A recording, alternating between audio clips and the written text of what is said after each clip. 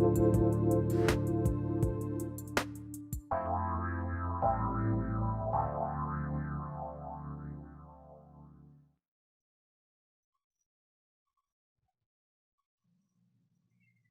everyone, and welcome to the Cornelia Stephanie Show. It's an honor and a pleasure to be with you. I'm Cornelia Stephanie, your host. I'm with my co-host, Joan Sharp, and today we're going to be talking about, are you now funding your 2021 IRA? Joan's notes prepared us for these thoughts. Have you thought about funding your IRA in the beginning of the year? Habit seems to be to fund at the end of the year, beginning for the new year. What if you funded your IRA in the beginning of the year and pre-funded your 401k? Question mark. How does this tie into your vision? Are you starting your 2021 IRA contributions? Let me introduce to you my co-host, Joan Sharp, from River Family Advisors. She's not just an advisor, she's a thought leader in the area of changing your money mindset. Joan encourages us to change the difficult conversations that we have that are all about money to pleasant conversations about a shared vision, and you will better support your values, your life experiences, your legacy, and your wealth. Welcome to the show, Joan Sharp.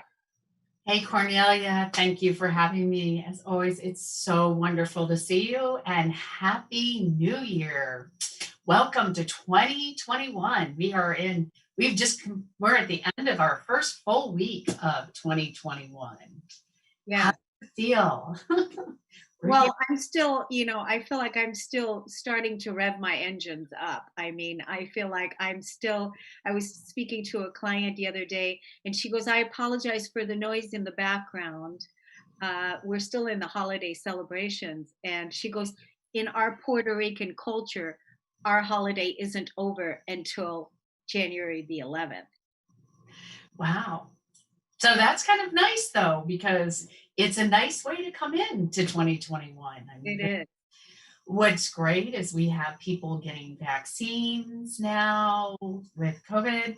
But then on the other side of it, I'm finding more and more people are still testing positive, and it gets closer to it's been getting closer to inner circles if you hadn't experienced it before. But we are off to a good start, and I think people are taking a breath because it was an interesting holiday for a lot of people. You really were with your tight-knit family, right? And working on what was important and setting expectations for what this part of the year is going to look like. Everyone knows they're staying in as much as they can this first part of the year and looking forward maybe to the summer and or fall. So when you're staying in and you have to gather data, it's text time, right? People start, why not take care of the things you have to take care of? They have probably balanced checking accounts and are pulling together their tax stuff to get to their accountant, because we don't know right now. Tax day is still going to be April 15th as far as we know at this point. So this is the time to start thinking. A lot of people start thinking, oh, should I contribute to my IRA from last year? And because their accountant will tell them how much income they had and if they can contribute after tax or before tax, a Roth or an IRA. But yet, what if you had done this in the beginning of the year of 2020 instead of waiting till the end of 2020 or moving into 2021? What would that look like if you did it early? I can think that actually that account would be looking a bit bigger than it does right now. And you would have had some good growth, tax deferred, instead of not growing in your checking account or not growing in your money market very much, but actually growing in your IRA. And I'm going to say, even though I'm talking about IRAs, I have people I work with your 401k that front load and try to get as much contribution as they can without disturbing the match in the front part of the year. So then they have extra cash. And yes, you get taxed more than at the end of the year on your taxes, but then you can look at other options. And people ask, what is the benefit of this? They don't like saving for retirement. This is more of a challenging thing for people to do because it's later. But imagine, how do you like looking at your account and see how it grows, right? That is something that is currently satisfying. When you look at a statement and you have an account that's growing or doing well, and imagine if you had put that money in March or, had started before March and your cost averaging, how much that account would have grown. So really, my question to you is, why do you wait? Think about that. Yeah, that's a really good question, because here we are in the beginning of the year, and one of my exercises that I like to do in the beginning of the year is I vision forward to 2021, January of 2021. And I Oh, vision to that time period. So what will have happened? What will have happened during this year? And now I'm in January 2021 and I'm telling the story. What will have happened? So does that fit in with what you're talking about also? And because you're talking about, not talking about money, but talking about vision. yeah, because now you don't have to worry. You've envisioned that account growing, right? You've put the money aside and it's already growing and you don't have to worry about it until the next year. And I'm sure I hear people saying, but I don't know what my income is going to be. And I wait for my accountant to tell me. So I'm sure you have an idea of what your base amount is going to be and what you have given or contributed for a couple years. And so you could contribute that. And as you exceed that, you can add more to your IRA and whatever your contribution is. And I know some people I've worked with doctors and other people in small organizations, and if you over contribute, there's fines, but there's usually something you could put in early that that you should be kind of safe with, and then work with it. And then, so that's part of visioning. The account is funded and you're moving on. And now the cash you have in your account, what are you going to do with it, right? And how can you plan with that? Along with seeing that. And some people may think, well, what if I need it for an emergency? Well, you should know and plan ahead on an emergency account. You should, depending on your job, have a 3 to 6 month emergency account already in place. And then you should have already planned on what needs to be replaced. What were you going to spend money on? Were you going to have your roof redone or whatever? You should have that money aside. So the money you're looking at is what you can start contributing.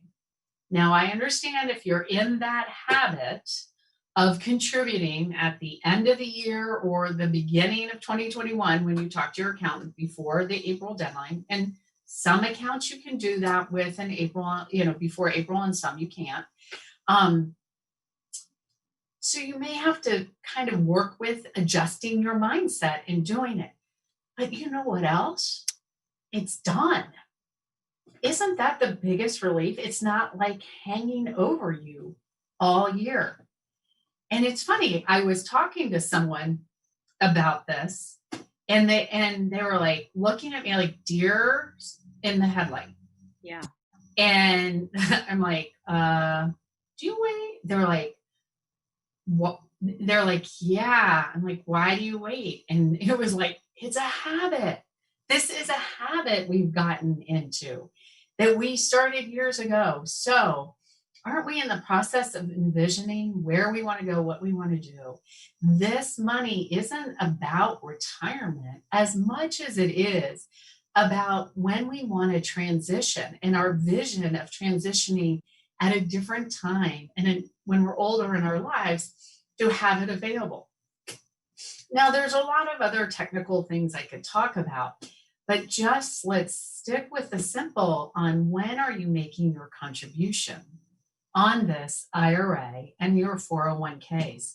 And I will tell you, it's interesting. I've had clients that front load literally have planned, they get a bonus and they use that money to live on. And then they have their full paycheck for a couple paychecks on 401ks, funding the 401ks.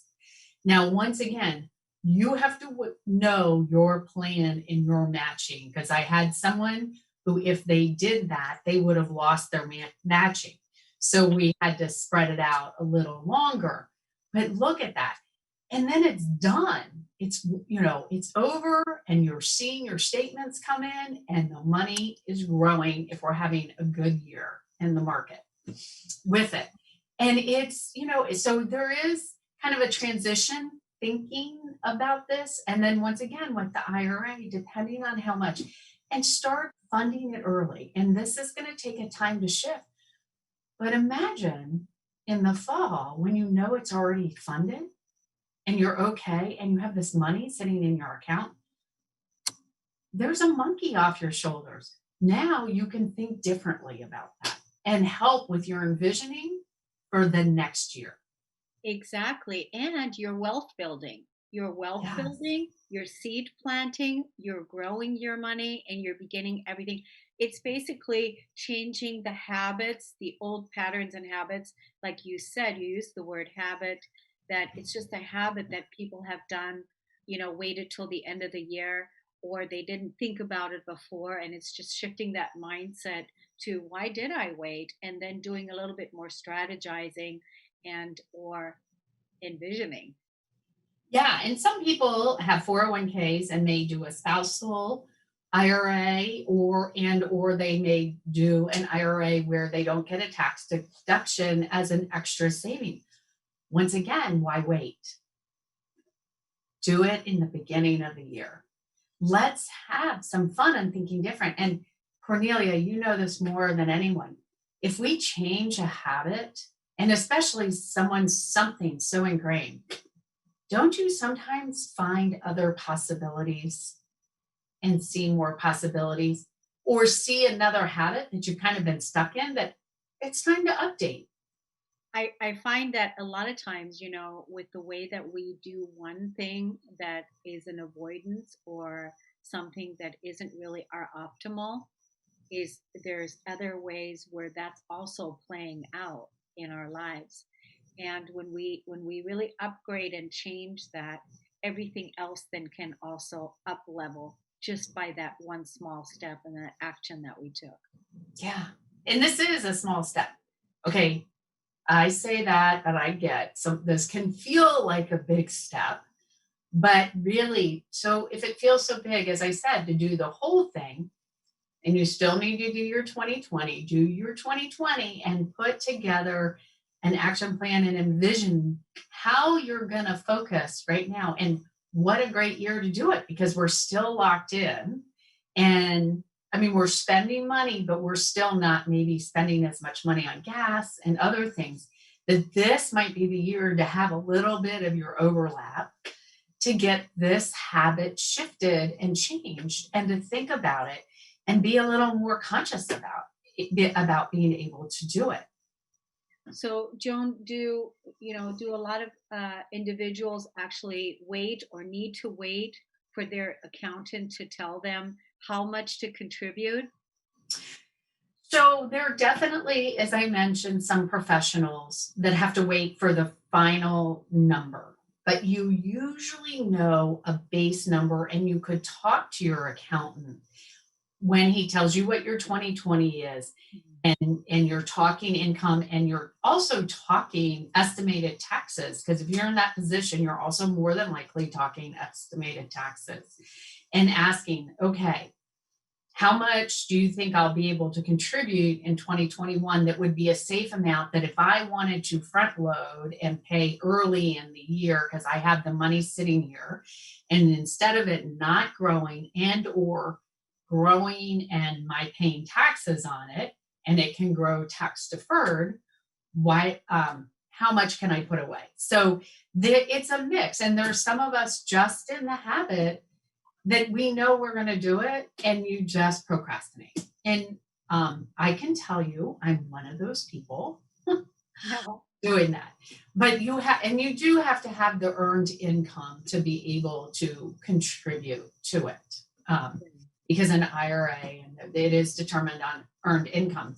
So you may not have all the earned income right up front. So as you have that earned income, the sooner you can contribute to, the better. And as I said, because it grows and it's not outside either not growing or growing and getting taxed. So let's have it grow tax deferred, and then it compounds more and you have more growth. So yes, this is wealth building, security building. And that helps you then start feeling and seeing your vision a little more. Yeah. Do you feel that we've touched on all of the bases with, people being concerned with having the money throughout the year? Do you feel like we touched on that? Or do you speak to that a little bit more? It's interesting. I don't think I could ever touch on everybody's concern. But the biggest one I feel is, well, what if there's an emergency that happens that I need it? And that is what your emergency fund's for. And it's interesting. I find people will have an emergency fund and not want to touch it. And still want a large amount in their account. But that is why we have a 3 to 6 month. And if you have to touch it, you rebuild it. That's what it's there for. And another thing is I find, and I've had people do this, you go around your house and you write out what you think needs to be replaced and what you have to take care of. And or your car, if you know your car is going to go out. I have some people that have a savings account and I have you contribute to the car as if you have a car payment to that account. So when you go buy a car, you're paying cash for the car. I love that. So then you don't have a car payment. Your car payment is to yourself. And do you know how much faster, even with interest rates low, it takes to build that account up because you're not paying the interest out. So it's just part of, so if you are expecting roof or various things, so this is where the people are afraid something in their house is going to break. But if you've started taking an inventory of the things that you need to replace, or you have a kitchen coming up, remodel, or a bathroom, or plan for that, and you should have the cash for that already aside and working on so that you can start putting money away. So it really has to do with planning, having put out your vision, thoughts, and communicating, and looking at your resources and then implementing. How does all of this fit in with your series? Yeah. Because you created the theory method. Why don't we tell the people what it is? Yeah. And how does it all fit into that? Well, this is communication and envisioning. Should have already done, right? End of year, we've been talking about this. Let's envision where we want to be this year, 2 years, 3 years, and communicate that with those around you and yourself.